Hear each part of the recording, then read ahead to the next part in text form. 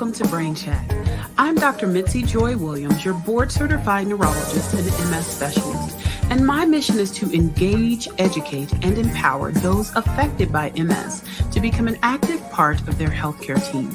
Here on Brain Chat, we'll be discussing all things MS, health and wellness, advocacy, and we'll even throw a little bit of music and music therapy in there as well. Thank you so much for joining us, and stay tuned for the next episode.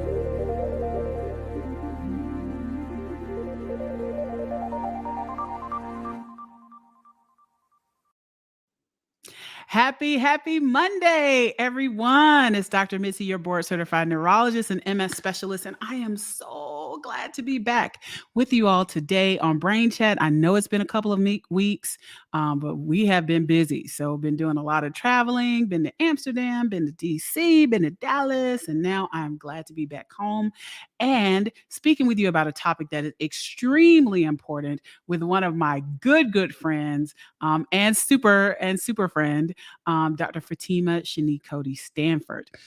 So before we get into it, you guys know how we do in Brain Chat. Tell me where you are logging in from. I bid you greetings from Atlanta, where it's getting dark at 6 o'clock, and it's getting cold for Atlanta. Now, let me be clear. You know, Atlanta cold is not the same as Boston cold, but cold for us. You know, we pull out our fur coats if it's less than, 50 degrees outside. So it's getting cold down here in the A. But again, we're going to be talking about food as medicine. We're going to talk about the gut. We're going to talk about obesity. And we're going to talk about so much. And there's so much to learn. Every time I talk to Dr. Cody Stanford, I learned something new, and we've been friends for a very long time. So I am going to bring up my amazing guest to the stage. She is a professor at Harvard, and she is an amazing personality. I mean, she's everywhere. She's all over LinkedIn. She's on the news. She's on, all of these shows, just really spreading awareness about the importance of treating obesity as a chronic disease, right? And also removing a lot of the stigma that's associated with it. And also she does a lot of work with health equity, which you all know is very near and dear to my heart. And let me just bring up my soror line sister, amazing physician extraordinaire, Dr. Cody Stanford. Welcome back to Brain Chat. Thank you for having me. And I think it's adorable that you said it gets dark at 6 o'clock. The sunset today was at 4:23 p.m. in Boston. My dad didn't believe me for many years, and I would have to FaceTime him to show him that all of the street lights were on at that time. Because we're a little bit more east, although we're obviously on the same time zone. And I was like, Dad, I'm telling you, like, it does get dark at 4 o'clock time of year, right before we hit the winter solstice, and we get to that shortest day of the year before we finally start getting some a little bit longer days. But you're like, oh my gosh, it's 4 o'clock. And so you have these people that are like, never see the sunlight. If the sun doesn't rise until it rose at 6:35 a.m. today, and then it was dark by 4:23. So you get off of work, that's it. You missed the sunshine. Missed it. If you missed it, you just like, oh well, you gotta go look out a window. Make sure. Let me get my little 5 minutes of vitamin D before it goes away. Exactly. That is crazy. Yeah. So I guess I will not complain about my 6 o'clock. 6 o'clock darkness. That would be heaven for me. 4:22. It would be heaven. I gotta run outside at 3:30. Oh my goodness. All right. So we have got a lot to cover, and I know that you are up to the task. So I am super excited to talk about this topic because I think it's very important, and it's very common that many of my patients have lots of questions about, the types of foods that we eat, the diets. They have a lot of questions about weight, how to lose weight, all of the things, right? And so this is a really integral topic for chronic conditions such as MS, because it can directly affect outcomes with MS, but also because it can affect your overall health. But before we dig into that, I want you to tell us a little bit about yourself. Okay. You do so many amazing things. I'm so super proud of you. Tell us how you got into obesity medicine, and tell us how you also got into working in health equity. Absolutely. So that's a lot of questions. Let me see. Let me dive in. So for those of you who are just meeting me, I'm an obesity medicine physician scientist at Massachusetts General Hospital. And I'm here at Harvard Medical School. Let me explain what that means. It means that I care exclusively for patients with overweight and obesity. I do not see patients that don't have that as a diagnosis. Obviously, they can normalize under my treatment, but for you to get in with me, you have to have that as a diagnosis. That is what I specialize in. And if I really think back to like what brought me to obesity, it was a really circuitous path. It wasn't like a direct path to obesity. If you think back to when we were in medical school and residency, there wasn't really obesity medicine. Like that wasn't like something you could like go into. It was a newer field. You would hear about like bariatric physicians, which were those that only cared for patients that, went to metabolic and bariatric surgery. But they started to expand the field. And it was really when I was in residency that I learned about obesity medicine. This is a true story. I was in the pediatric ICU. For those of you who don't know, I'm an internist and a pediatrician, and then I practice obesity medicine. So I see a wide range of ages, and between the ages of 2 and 90 to be exact. So anyway, so I was in the pediatric ICU and I was on call, and I had just intubated 2 kids that night, which meant that I wasn't going to sleep. So I just went to sit at the nurse's station because I knew it was going to be me, the nurses, and the respiratory therapists all night, because they're going to be changing, blood gases, going up, going down, doing all and this. Intubation is, if someone has to be put on a breathing machine, Yes, so the tube down their throat. Yeah, so I was pretty good at that. I don't know how my skill set would be this far out from doing that, but I knew I was going to need to be there. And so I was just like, la-di-da, I'm on Google, and I Googled obesity and medicine. And then the fellowship here at Harvard popped up. So I called my husband at 2:30 in the morning, because this was what time it was. And I said, hey, there's this obesity medicine fellowship at Harvard. He's like, what does that mean? I was like, well, I don't really know. He said, can you just like find that out and we'll talk about it after that. So I did my investigation and started to talk with the fellowship program directors. And they were, I said, I really love to come and rotate. They were like, we've never had that. And I was like, well, why can't I be the first? Really, it was at that point that I recognized that, wait a minute, obesity is a chronic disease when I came and rotated. And I realized that also the flaws in what we were taught or not taught, as it related to obesity, which is that this is a disease of willpower. If people just do better, exercise more, eat less, then they can just be the size they want to be. And that was the mantra that we would teach people, because we learned nothing about obesity in our training, despite it being the most prevalent chronic disease in human history. And so when I came and rotated here, it was really like awakening, as I was a 4th-year med-peds resident at the time and spent a month here.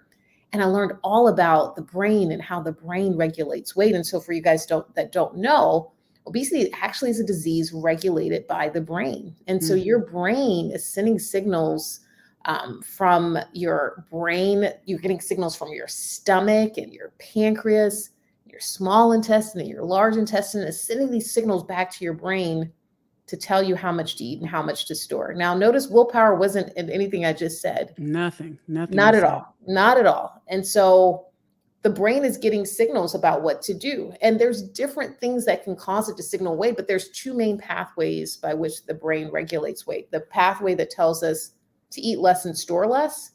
And then there's a pathway that tells us to eat more and store more. And really interestingly, what they find in doing big gene-wide studies in populations, the Black population, Latino population, white population, is that for some reason, for both Hispanic and for Black individuals, we tend to signal down the pathway that tells us to eat more and store more than other groups on average. So that's something notice I didn't say anything. So willpower is not part of this yet, but this is something that we know. And I think there's a variety of reasons why that is. But that's the reality. And so when we think about this as a disease, we have to think about the myriad of treatments that we could potentially use, and then recognize that if you are using treatment outside of lifestyle, you are not a failure. You're just treating the disease like we would anything else. Let's think about high blood pressure. It's something that most people understand. And let's say you go into your doctor and your doctor says, Joe, or let's say Jill, since it's mostly women here, Jill, you have high blood pressure. And Jill's like, hey, I've been exercising, I've been eating well. And they're like, but Jill, you've been saying that and but your blood pressure is still high. So I'm going to need to start you on a medication. And, Jill's like, oh gosh, fine. Okay. I'll go on the medicine. So then Jill comes back to the doctor in about 3 months, and Jill, things are looking a little better, but still not quite where I want you. So I think we're going to need to to add another medicine now. You know, Right. I know that's not what you're wanting, but let's just try this. Let's try this. You're going to be on this kind of medicine and this kind of medicine. We're going to put those together and see if we get a benefit. Jill comes back 3 months, you know, maybe it's better. And then Jill does not ask the following question that my patients ask me with obesity. Hey, doc, when can I stop those medicines? When can I stop? Right. Right. Because Jill, like most other people, recognize this is a chronic disease. And so if it took 2 medicines or 3 or 4 to get her to goal, if she stops those medicines, what's going to happen is her blood pressure is going to go back up. Right. So when we're using treatments like medications for obesity, one of the key things that people want to ask me is, hey, when can I stop? You know, I'm like, you don't stop. If it's an effective regimen for you, just like Jill and her high blood pressure medicines, we keep you on them long term because this is a chronic, and I'm going to use some terminology out of the MS world, chronic relapsing remitting disease. I like that. Tell us a little bit more. You like that. See, you know, you're talking my language. So tell us. I mean, so before we get into that, what about genetics, right? Do genetics play a part? Like, for instance, you know, some of my friends, like, they're thin, mama was thin, grandma was thin, and some people, mama has some curves, and you got a tendency to have some curves if you let it get out of control. So does genetics play a part in it? Genetics is the number one reason why people struggle with weight. And let's talk a little bit, let's delve a little bit deeper. We know if you're born to parents that have the disease of obesity, even if you're doing the optimal behaviors of eating vegetables all day, every day, and, you know, running, you know, training for a marathon at all times, you still have a 50 to 85% likelihood of having the disease, even with that. So let's talk about it. And I'm going to use dogs to explain this. So don't, you guys bear with me for a second, but I think you'll get it. If you were to take 2 bulldogs, I know that Mitzi's down there in Georgia, and so Georgia bulldogs are a thing, right? And you put 2 bulldogs together, bulldogs have a certain look, right? They just look how they look. We know what you guys are all envisioning it. And when you put them together, you're going to create another bulldog, right? That's going to be the makeup of how they look, right? They're going to, even if you have a smaller bulldog, it still has that stout kind of husky look, right? Like it just is what it is. I mean, there may be larger bulldogs and smaller bulldogs, but it's still that body habitus. If you were to put 2 Chihuahuas together, right? It's gonna be a little dog. You know, that's why Taco Bell like to use it, right? I don't know if they still use it. I don't watch TV very much. And so if you were to mate, let's pick a Chihuahua with a bulldog. Some hybrid situation's gonna happen there. I don't know what that would look like, and I don't know quite how that anatomy would work together to produce this hybrid. But you can see what I'm saying. And so when we think about humans, right, we're not these particular breeds. But if you were to put 2 people that have a larger body habits together, the likelihood that they're going to produce the Chihuahua is low. It could happen, but it's still lower than 2 Chihuahuas putting it together, a Chihuahua. Does that make sense? That definitely makes sense. Right. So then the question becomes, or one question is, does weight always indicate health?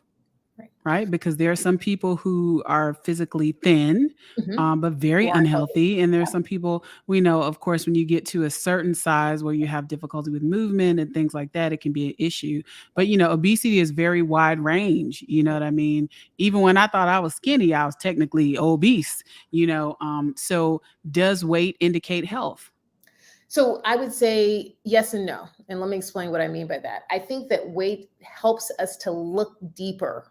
It's a screening tool, but not a diagnostic tool, right? And so I'll come to BMI, which gives me palpitations when I have to speak about it, but I'll come to it in a second. But just because you have excess weight doesn't mean you have poor health. And just because you're lean doesn't mean you have excellent health. And so let's talk a little bit about that. And there was an article that was released that I did an interview for recently, and I'm going to try to quote the title to help you guys understand how I approach this. It says, "I'm an obesity expert, and I'm comfortable with my patient weighing 300 pounds. So that was an article that they interviewed me. And so who was I comfortable with weighing 300 pounds? And I'm going to give you this guy's story. So this is a gentleman that when I first moved to Boston, I lived on the North Shore. That means nothing to anyone that hasn't been here, but I used to have to take this like Amtrak style train into the city, then to ride the normal subway, which we call the T here in Boston.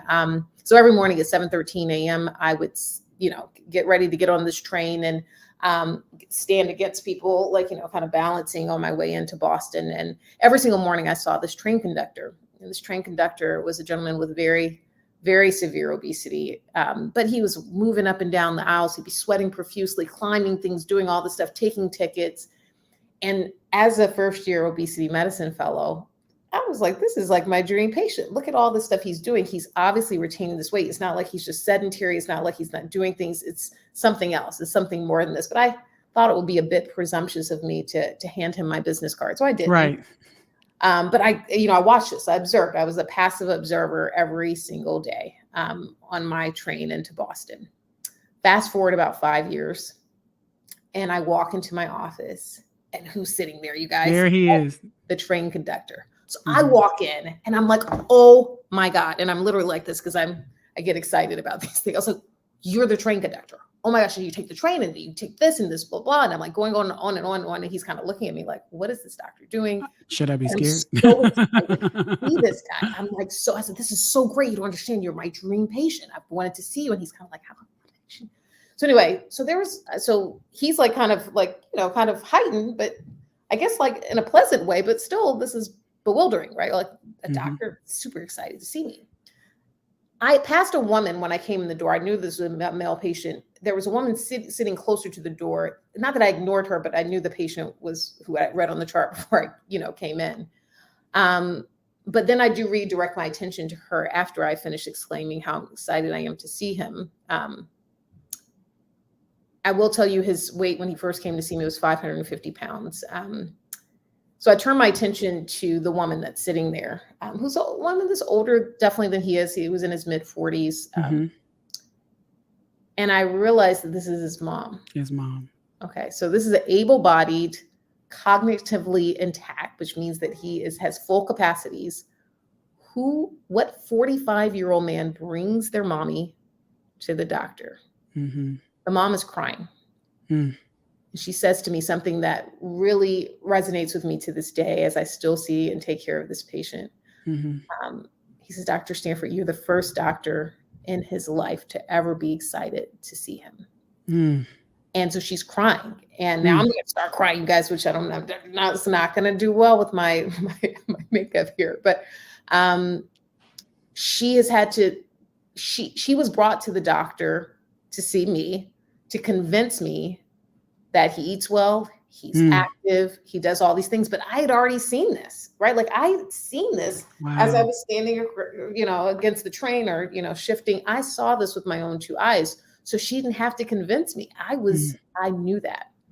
Now he did have, with the high degree of excess weight that he had quite a few obesity related diseases. And after several forms of therapy, which did include metabolic and bariatric surgery and medications, which I used after surgery to help complement his surgical intervention, we were able to get him to 300 pounds. Now, if you were to see a 300-pound man walking down the street, most people would assume, oh, look at this guy. What does he eat? I bet you he's not exercising.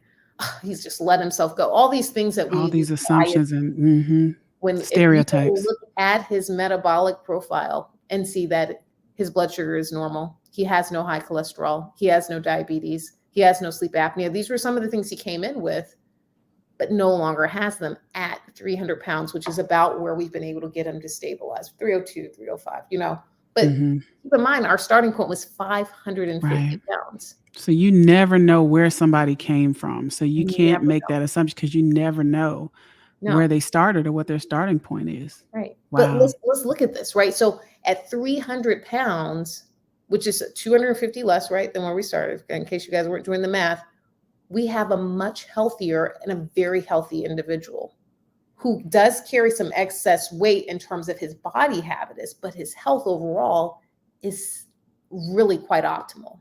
So am I trying to push him to a number? And I'll get to the BMI in a second. Don't worry. I know you guys are waiting. No, I'm not going to. Those charts, throw them in the trash. Throw the charts away. Let's look at BMI. And this is going to, so you guys hold on to whatever you're sitting with. I don't know, hold on. If you're standing, just pause for a second. And let's talk about my not so friend, which is BMI or body mass index. And we're going to talk about where it came from. First, I'm going to tell you what the numbers tell us, and then I'm going to tell you where it came from. So according to body mass index, which we use here in the US and around the world to determine weight status, a person is considered to have or have underweight. And notice I'm not calling a patient underweight. A person, they have this, they're not defined by it, right? So a person has underweight with a BMI of less than 18.5, and then they have normal weight status if their BMI is 18.5 to 24.9.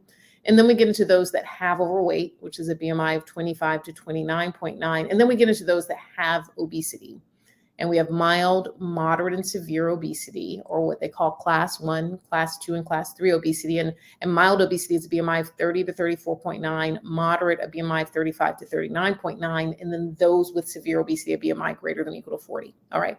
So now let me take you back to the origins of good old BMI. And I'm going to take you to the 1800s, where my ancestors were still enslaved in antebellum Georgia, South Carolina, Alabama, but let's just go back to the 1800s, where a gentleman by the name Adolphe Quetelet decided that he needs to determine what the normal weight should be for Belgium soldiers in the 1800s. So last time I checked, I mean, Dr. Williams, you can tell me if we're wrong. We aren't in the 1800s, right? I just want to make sure. No, way past. Are you Belgium? Or absolutely not. Are you a white male Belgium soldier? Not the last time I checked. Okay, so I didn't think I was that either. So I'm just going to go with that. But this is how he defined what he considered normal to fight in the Belgian army at the time. This became the basis for what BMI is today. So a statistician, who is Adolphe Quetelet, decided, okay, this is considered to be normal for soldiers that need to fight at this time. BMI then became the basis of something called eugenics. And what does that mean? Eugenics is making sure that they reproduce people that are desirable by body size, immigrant status, minority status, socioeconomic status. And there's a gentleman by the name, we're not going to call him a gentleman, we're going to call him a man. I'll let you guys decide why. A man by the name of Sir Francis Galton, who decided to utilize Adolphe Quetelet's teachings to develop this form of eugenics and getting rid of people that were poor immigrants of a certain size and a socioeconomic class. And it became the basis for none other than Nazi Germany. So that's where BMI came from. So that's where it came from. So how do we, I mean, so again, but there's a little more. It's a little more. Oh, there's more? Oh, there's more. There's more to the story. That's just getting warmed up. Actually, I'm at the closer then. Then in the 1900s, 1930s, and 1940s, the Metropolitan Life Insurance Company decided to determine what ideal body weight was by determining what your risk for dying was if you were a white male or female insured by their company. Because, of course, they weren't insuring our lives. Or, of course, our lives didn't matter, but we know our lives do matter. I'll let you guys think about that for a moment. And so that became the basis for BMI. So notice we had a statistician back in the 1800s. Now we got the life insurance company, so actuarials. I don't hear medicine. I don't hear science. I don't hear anything in that realm determining what is normal. Right. But it's what we use today to determine. So why do we still use it? I think it's because it's easy. I can tell you that there are a lot of us, me included. I just was selected as a scholar in diagnostic excellence for the National Academies of Medicine to try to go beyond BMI and come up with something that's better. But there is an entire commission with the Lancet, which is a big journal for you guys that's based in the UK, where there's 60 of us from around the world that are trying to come up with something better. Good. Because this is just, it's what everybody uses because it's easy, but just because it's easy doesn't mean it's right. And so when people come in to see me, they're like, hey, Dr. Stanford, what weight do I need to get to? And I'm like, I don't know. Because it just go back to the story with the train conductor. I mean, I didn't know what number he was going to get to. My goal was to treat him and the whole him to get him to the healthiest weight for him. And 300 pounds happens to be the healthiest weight for him. But when we have, and this is where kind of I get into a debate with the fat acceptance community, the health at every size, is they're like, okay, well, I'm fine this size I am. I'm not debating how people look at a certain size. I don't really care about that. I care about the health at whatever size you're at. Right. So I won't know that. And this is where I push back at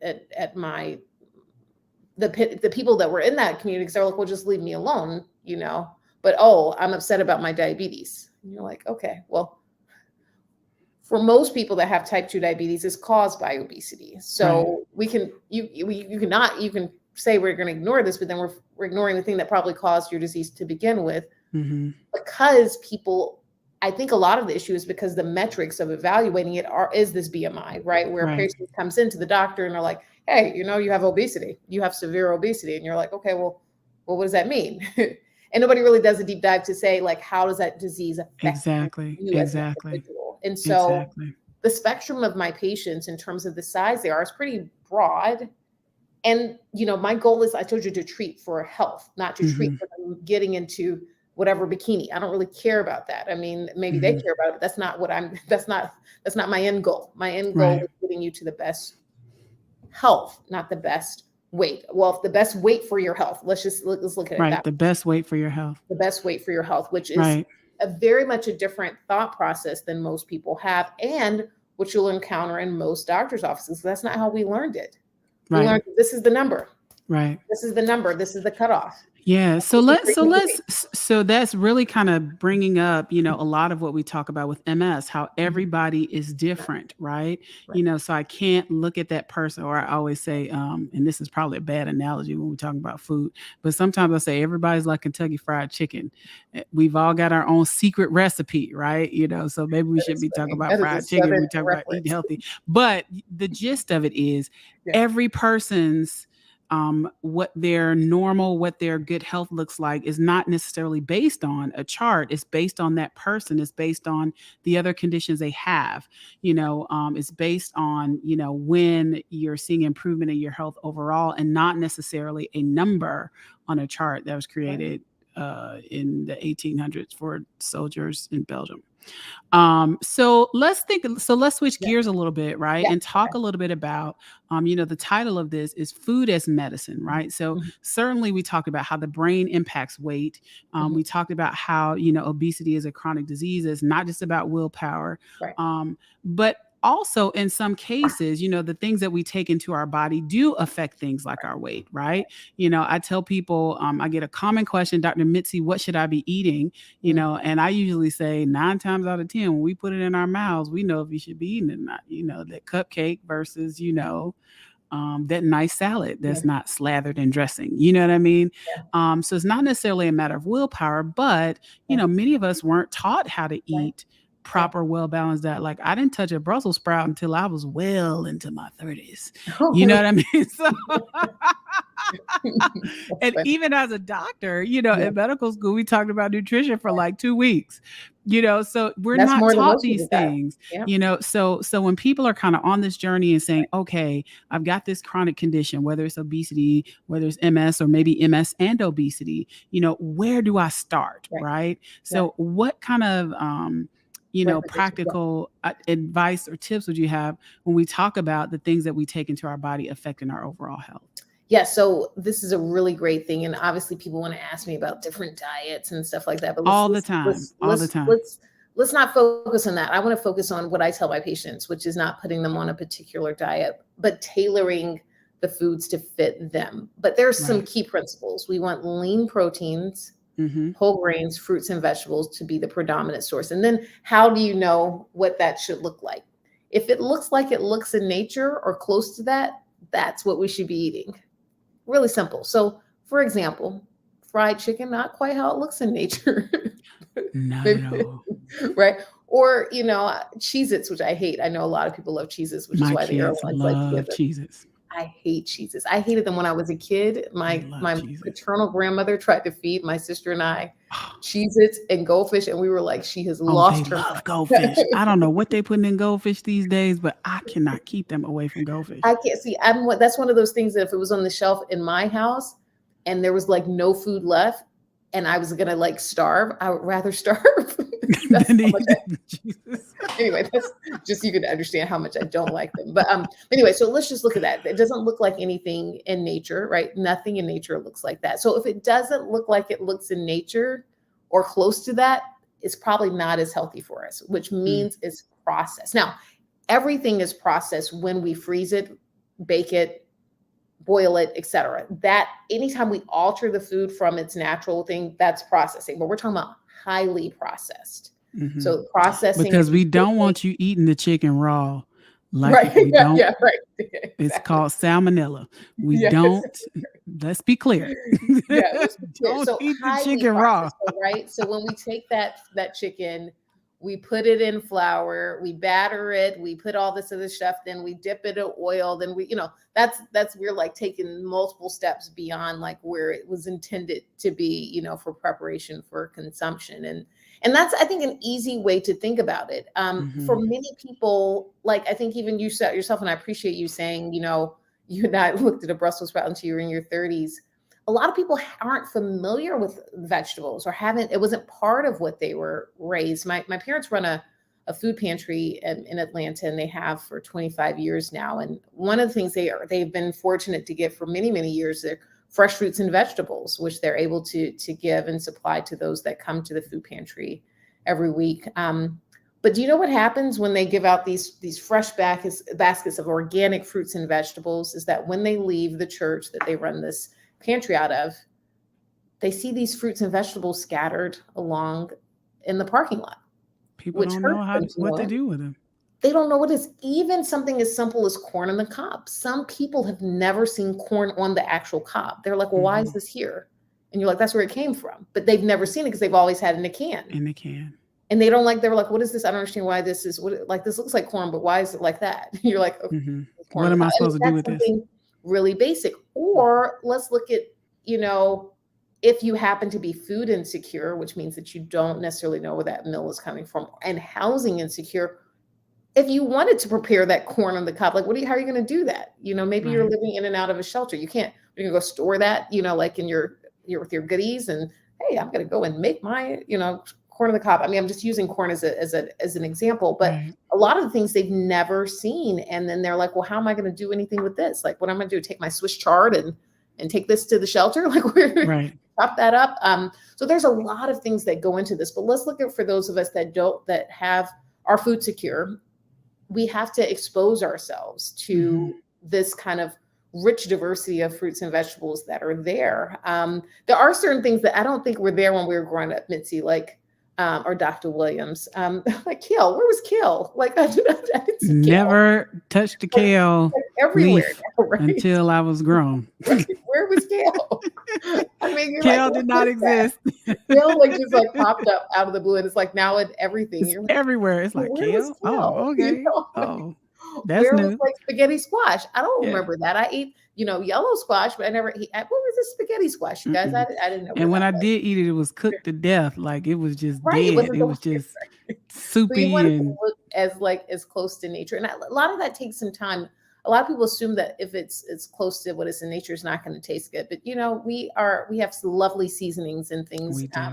And I think preparing things with a little bit of a Mediterranean flair, which is using, extra virgin olive oil, things of the sort, can definitely bring out the flavor along with great seasonings, many of which you can find, in the South where you are, which I get imported up to Boston here. But, it's really, that's the way to think about it. Now, in terms of different types of eating, we've heard keto, we've heard paleo, we've heard vegan, we've had all of these different things. And I think it's about still finding what's the best fit for you. So a lot of people will say, hey, I'm going to go keto. I'm going to focus on protein. Not everyone, first of all, is going to respond to a ketogenic diet, which is very high protein, low carb, which is really a repeat of Atkins. If you guys remember that from the late 90s, I remember Atkins. 2000s. If that works for you and you can sustain it forever, notice that's a key word there, forever, then you want to go down that pathway. So my sister is a vegan. She can't imagine not being vegan. She does wear leather because she says, I'm going to quote her, I wish she were listening to me. Because vegan leather is not because vegan leather, she's like, you wear it and then like the pant leg will be off. It's called pleather. It's called pleather. That's what we used to call it. I can't do it. Back in the 80s and 90s, we called it. She will wear real leather, but she can't imagine not being vegan. I mean, she's been vegan and committed to this for numerous years. And she feels better as a vegan. I'm not a vegan. I don't eat beef. I don't eat pork. I don't eat lamb. I do eat poultry. I do eat seafood. And so that's where I am. Although I could potentially cut out poultry, but then I would never eat with my husband. So I guess I have to it's a little bit of a compromise there.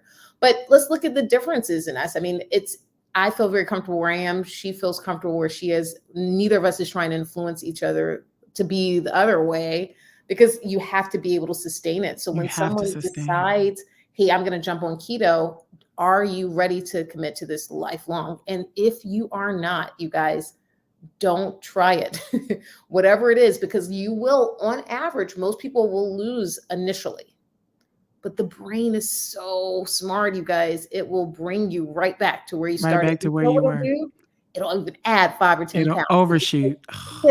Is pissed with you because, like, Right. why would you do this to me? Like, this Right. is not where I'm supposed to be. And so just think about that before, because we're about to get into January 1st. Everybody makes these New Year's resolutions. I'm going to go keto. I'm going to go paleo. I'm going to go whatever. I'm going to do intermittent fasting. I'm going to do this. If you do not plan to do this forever, rethink your strategy. Rethink your strategy. Yeah, I mean, so you got to do something that's sustainable. You Right. got to, I mean, that's the key, and Right. that's often the advice that I give my patients, Right. because people, I think one thing that I do try to emphasize is that overall health is important, right? Just like with obesity medicine, with MS, medicines play a part, but I always say that never erases the part that you play, whether it Right. is adjusting your diet, getting some exercise, doing the things that you can do to affect your overall health, is very important. Let's talk a little bit about the gut. So there's a lot of research in MS about the gut microbiome, which is all the organisms that, live in your gut, help you digest. And, you have a certain amount of bacteria there that are supposed to be there that help you. So there's some interesting research that really caught my interest about the gut microbiome with MS. I saw maybe about 10 years ago, before this was a hot topic. And it was an experiment they did with mice, right? So they had the normal gut microbiome in these mice, or in these animals, and they induced what would look like MS. But when they removed that gut microbiome, they couldn't induce or cause MS, right? And so there's been a lot of research into how your gut educates your immune system, and does your gut tell your immune cells to be more inflammatory and cause problems like MS or other autoimmune diseases, or does your gut, or does what we eat, tell our guts to be less, tell our immune system to be less inflammatory? So let's talk a little bit about the gut microbiome and kind of how it affects our overall health. I love this topic. This isn't my area of research, but I can tell you there's some rich research that's being done across, I think, all chronic diseases, including MS. And one thing I think you said that was really, really important. And so just to bring this back, she said this is the bacteria in your gut, that good bacteria, because we have bacteria in your gut. I think people hear bacteria and they think, ooh, bad. But there is good bacteria, and this is what, Dr. Williams is speaking of. And how the bacteria in your gut can inform inflammation, right? And you talked about inflammation in MS. What we do know about obesity is that it is characterized by inflammation also, right? So we have high levels of these things called interleukin-1, interleukin-6, TNF-alpha, MCP-1. You guys don't have to remember that, I do. Cytokines. But these are things that are inflamed often when patients have obesity. This is different than what we see per se in, MS or other chronic conditions, but there's a common thread here, which is inflammation, right?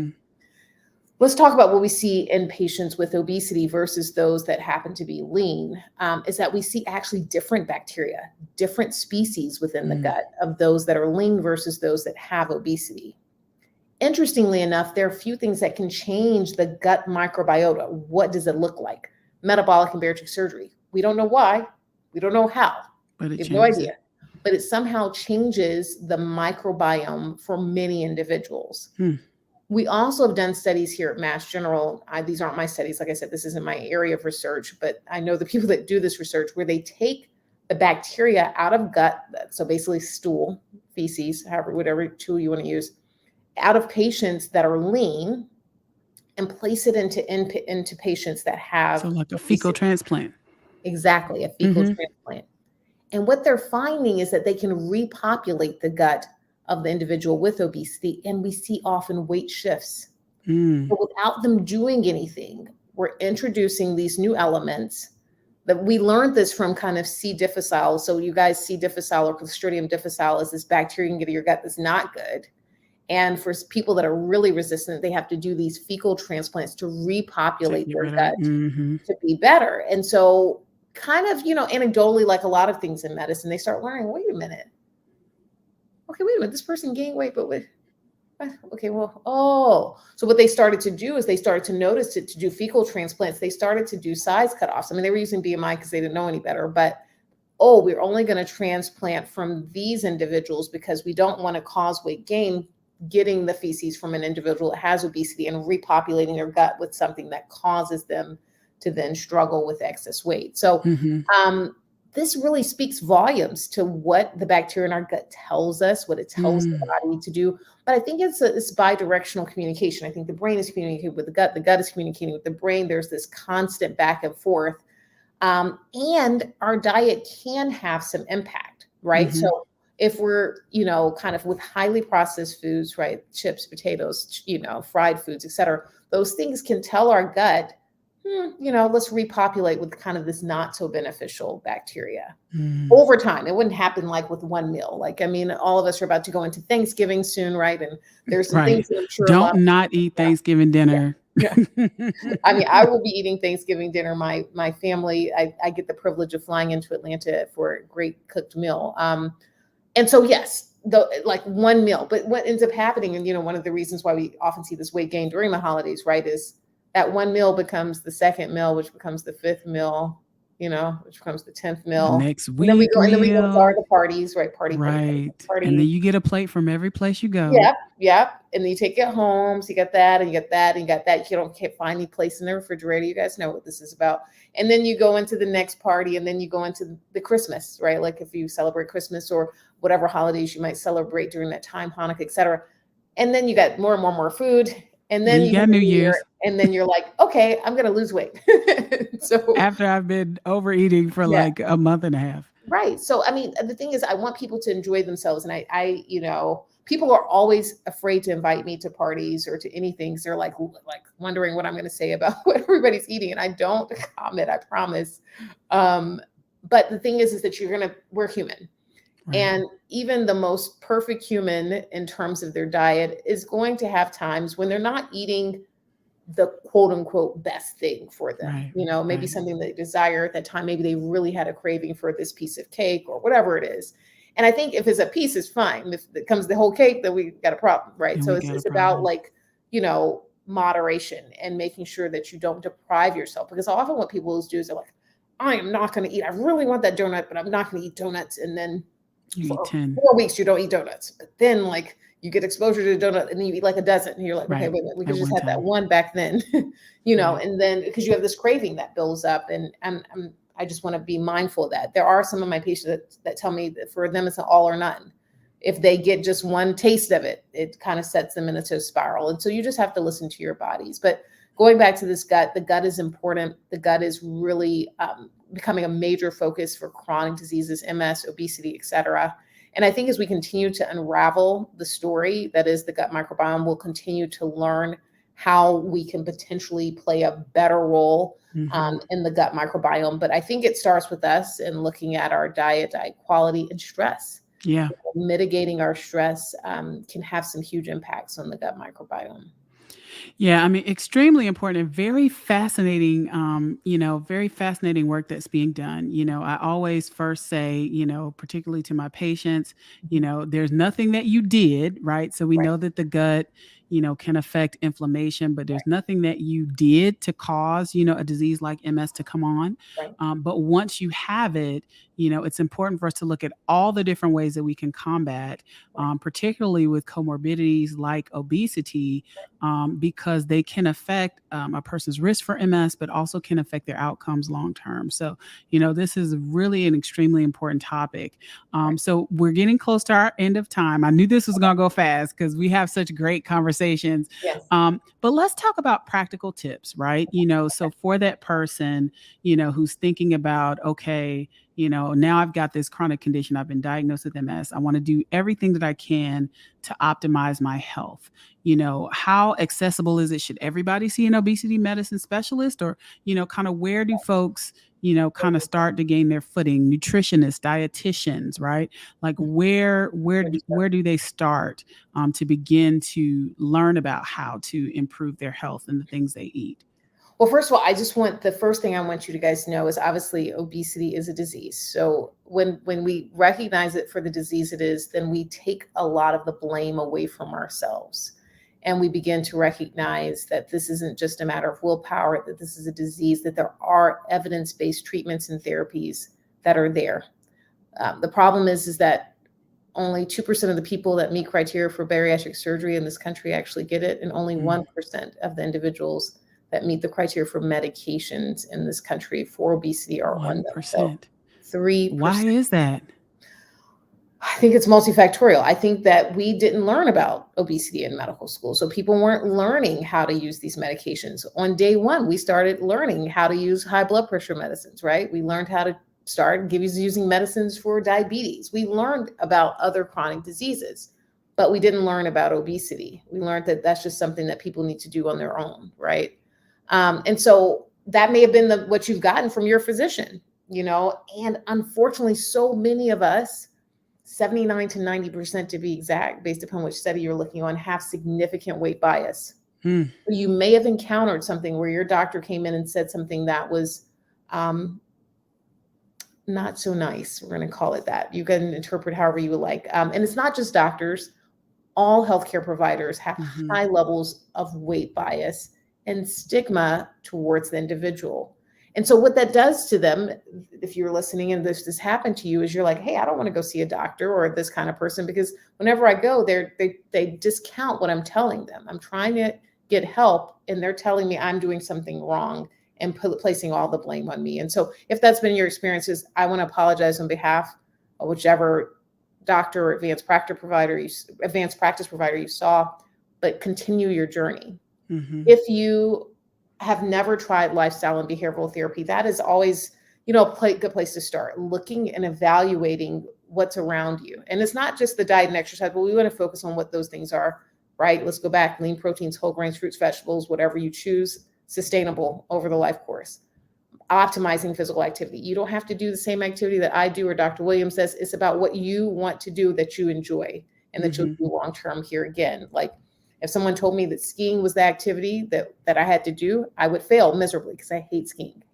But you love aerobics. Listen, y'all, I went to class with Dr. Cody Stanford, and I almost had an asthma attack. I love She loves her dance aerobics. You throw in some tuck jumps and some burpees in there, we are good. Some push-ups in the middle of it, we're great. But that's not everybody's thing. And so don't try to do what's not you.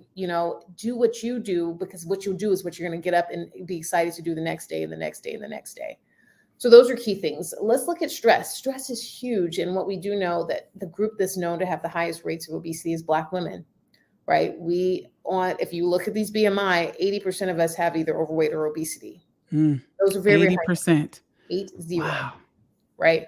So that means most of us, right? And so if that's the case, then we have to look deeper. Look, what's causing this? And what we do know is that chronic stress, chronic trauma, chronic racism leads to storage of fat.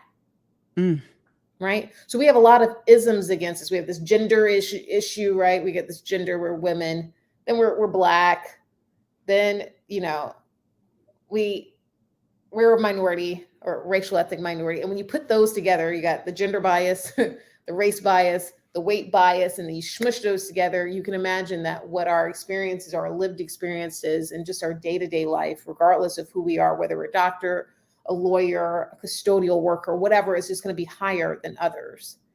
That contributes to the storage of fat that we have.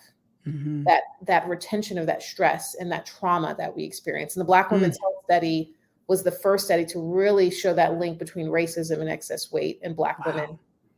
So these things really do matter. Medications that we may be prescribed for other conditions may contribute to our weight. And so doing a deep dive with your doctor, say, hey, doc, do I really need to be on this medicine? I think this medicine may be causing some weight gain, and I'm really concerned about this, and I don't know if I really need this anymore. And if you don't, then you don't need to be on it, right? So those are things. And then thinking about like our sleep, patterns, right? Sleep is stop there for a minute. Park right there. Yeah. Talk about it. So sleep, it's interesting because there's a range of sleep that people need, but on average, for most people, we're talking about 7 to 8 hours of good quality sleep. Mm-hmm. One of the reasons why people might struggle around childbirth, et cetera, or if they're adopting or whatever it might be, is that if they have a young child and they're up, down, up, down, up, down, up, down, and wondering why they're having a hard time losing weight, because you're up, down, up, down, up, down, up, down, right, to respond to this new infant that's here that needs things. I've been there. Oof. Right. And so then, kind of that weaning into like getting them to sustain sleep and not responding to every cry, that some of the cries are just to get you up, not necessarily because they need anything. The diapers changed, they're fed. So like, there's nothing going on. But then there's this hypervigilance, right, that people have, which I think is warranted, but just, you want to tailor it. And so the key thing is that sustained sleep. And then once we hit this perimenopause situation, that sleep can become more fragmented, right? As we get into things like night sweats and like irritability and just fragmentation that's just coming with those hormonal shifts that what comes with going into a menopausal state. That's normal. And then you just have to work to make sure that you can do that. But let's look at circadian rhythm. So the American Sleep, I think it's American Sleep Medicine. I don't know their acronym very well, but I think that's right. Society of Sleep Medicine. They recommend us being on this kind of standard time year round, because they say when you're on the standard time year round, you actually fit more of the circadian rhythm. We know that circadian rhythm is being awake when it's bright outside, being asleep when it's dark outside. So it's been dark, like we talked about at the beginning of the show. It's been dark for a long 4 o'clock. right? So you want to start going to sleep earlier because it's dark. So you start like eating dinner earlier, you start doing the things in the rhythm that you should be doing them, which then supports better weight regulation, believe it or not. So these are things that people don't think about, but these are things you can pretty much tackle. And if you're finding struggles with this is when you would seek care beyond. You can start with your primary care. Some primary carers feel very comfortable in treating their patients and have a range of treatments, lifestyle and behavioral, medication, surgery. I believe in using the right tool for the size of the problem. And so what I mean by that, if we have a big problem, I'm going to use a big tool. A small problem, small tool. So that means I'm sending kids at 13 to surgery. And people are like, oh my God, Dr. Schiffer, what's wrong with you? Hold your horses. If I treat them early, it leads to better outcomes long-term. I've actually done a head-to-head study of comparing the kids I send to surgery to my adults. They both do well, but who does better? The kids. Kids always do better, because let's say they have developed chronic diseases like type 2 diabetes or high blood pressure or sleep apnea. They're only 12 or 13 or 14. They haven't had it for long enough to really be like ingrained within their system. But if I'm sending you to surgery at 62, it's a whole different ball game. You got a lot of years of habits and things like that to overcome. We got two questions I want to get in before so we addressed this a little bit earlier, but this person may have missed this. Do we have a more accurate BMI and or ideal weight chart for us? And I'm assuming that means for people of color. Yeah. So actually, I redrew the BMI charts and published it in the Mayo Clinic Proceedings in 2019. Interestingly enough, I looked at the key racial ethnic groups in the U.S., men who are white, Hispanic, or Black, and then women who are white, Hispanic, or Black. And the only group where the BMI chart actually shifted up was Black women, interestingly enough.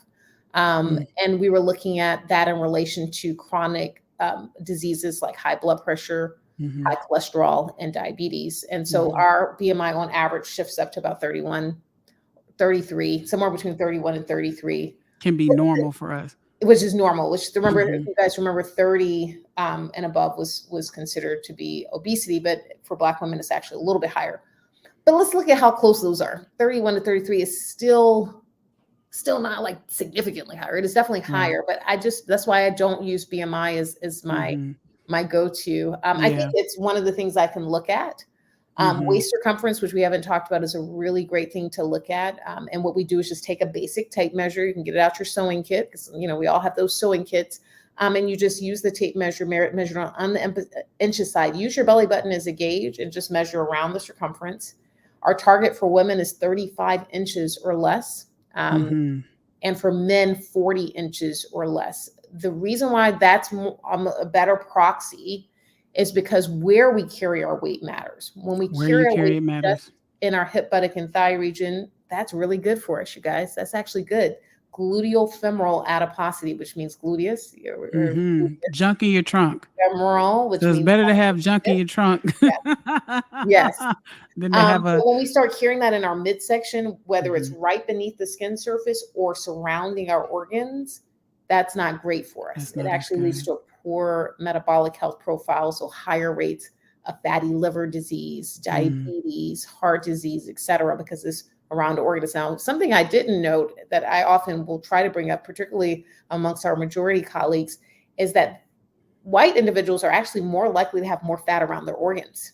Mm. And we're usually going to carry more beneath our skin surface. Not that we don't have any around the organs. Let's hold that up, but we're across the life course from, and this is for young boys and girls all the way up into men. Black men and women tend to carry less fat around the organs themselves and more underneath the skin surface, what we call subcutaneous adipose tissue right below the skin, and then viscera means organs, the fat around our organs. So, you got to take these into account, but that midsection is a really good gauge. So our target 35 inches in women, less than 35 inches in women, and less than 40 inches in men. I think that's really, really important. Don't hyper focus on BMI. Look at BMI as a screening tool, but not a diagnostic tool. Then do a deep dive. Yeah. Yeah. So, one more question.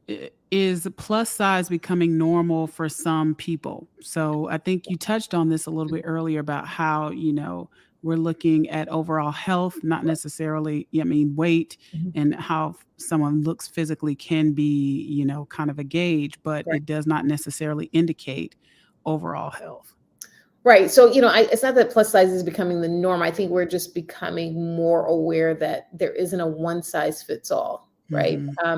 There's been this significant focus, particularly in Western societies like us in the US, and heavily influenced by the white culture, which is skinny is best. Most individuals that are racial ethnic typically do carry a bit more adipose that's usually kind of in that hip, buttock, thigh region. It's what the Kardashians pay for. It's what we're born with.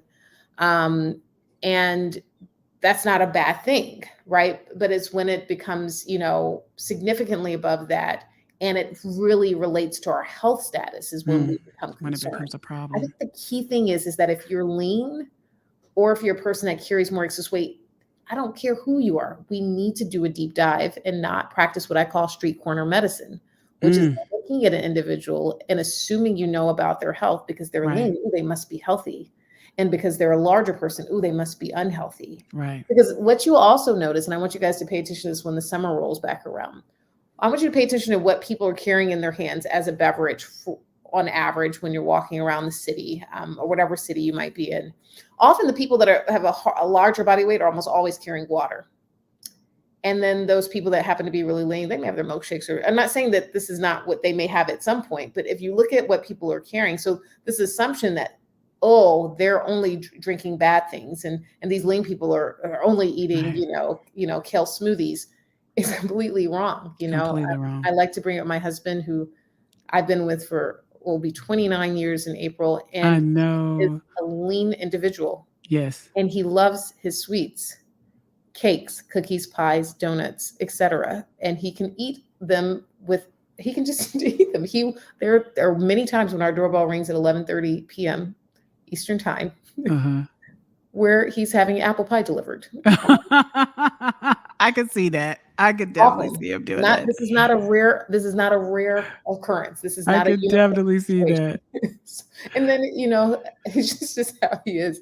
But, and he is I think overall, I would say he's very healthy, but you would never know that because if you look at how lean his frame is. You'd be like, all he does is eat kale and Brussels sprouts. Yeah. And I can get him to eat kale. Brussels sprouts, I have to do some doctoring to get him to eat the Brussels sprouts. Taste preferences. But kale, for some reason, it's surprising that he likes that. But the whole point is that the assumption that he just eats only perfectly all the time because he is so lean and retains that into his mid-40s. Wrong assumption. It's wrong.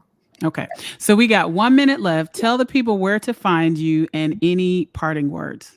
Absolutely. So you can find me at Ask Dr. Fatima, that's AskDrFatima on LinkedIn, Instagram, or Twitter. Although Twitter, I'll let you guys interpret that. That's a whole nother conversation. And I think parting words, obesity is a disease. if you have this disease, it is not your fault. Are there things you could potentially do better? Absolutely. But don't struggle. There are those of us that can help. If you're concerned about, if you find that you need an obesity medicine physician, you can go to abom.org, which is the American Board of Obesity Medicine. And in the top right corner, it says find a physician, verify credentials, where you can just look up persons by city and state. So if you live in Atlanta, Georgia, you could look up in Atlanta, Georgia. If you live in Boston, Massachusetts, where I am, you could look a person up and find who does this work within your area.